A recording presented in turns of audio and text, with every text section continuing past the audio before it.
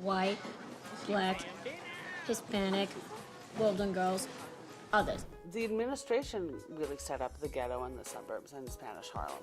They mix in a few people here and there, but clearly the bureaucracy feels that operating along these racial tribal lines is effective somehow. Race is a really big organizing principle in prison, especially initially. If you're a new fish and you're white, then the white women will come forward and get you what you need. And if you're a new fish and you're black, then the black women and the Latino women. So sort of the quote-unquote tribes take care of each other.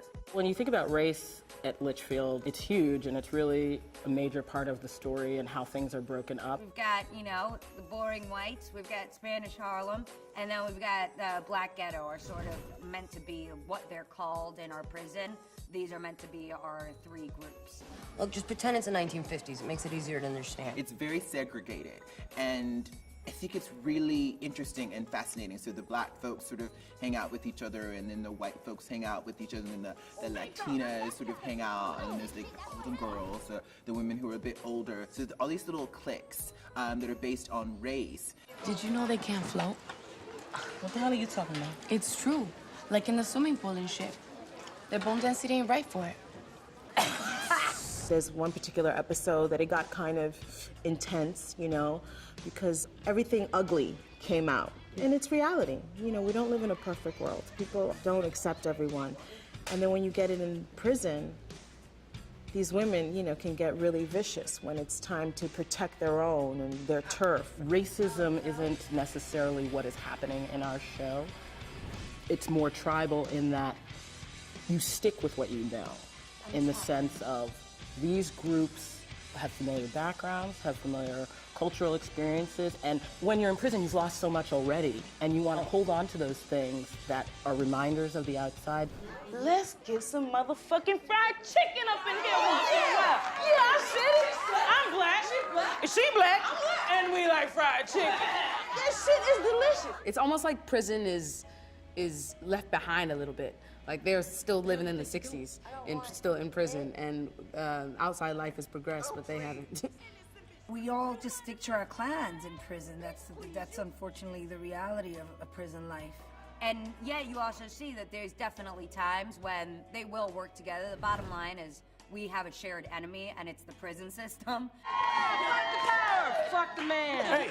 I love how groups form and unform and fight and come together to fight a common enemy or whatever this is. You know, anything you can that's sticky that you can pull apart and delve into, I'm interested in. I want you to understand, you do not have to have lesbian sex.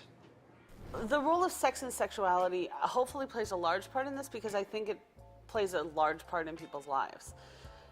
Everybody's fucking or wants to be fucking. Everyone's thinking about it. We yearn for it. It's connection, it's relationship, it's pleasure, it's all those things. And why should it be different in prison? The body gets lonely in here.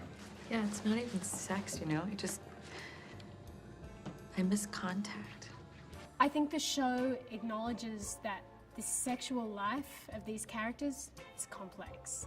And I think that the show pays dues to the fact that we have needs, and they will be met.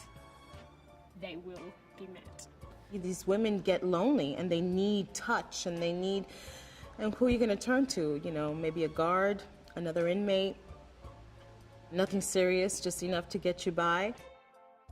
It's an interesting scenario with so many women being in the prison and there only being a few men, and it shifts a power dynamic that I think in regular life and culture is, you know, it shifts it completely, it turns it on its head. I think it shows for anybody in the world as well that there are so many different places that sexuality can still be defined and redefined still. It's fascinating to think, how do a group of women locked away, how do they live, how do they deal? And I think whether you're young or old, or a man or a woman, or gay or straight, or bi-curious, there is a whole world of things to understand here. In America, we have people of different races, different ages, different colors, different gender identities and expressions. And prison is a really interesting microcosm of that. Damn. You cold. bitches gots to learn. In general, I don't shy away from much. And if I'm given a platform, I'm going to step up on it. But you don't want to preach to anyone. You don't want to, no one wants to be lectured to. So my job is to entertain, and if it gets a conversation started or gets people talking, great.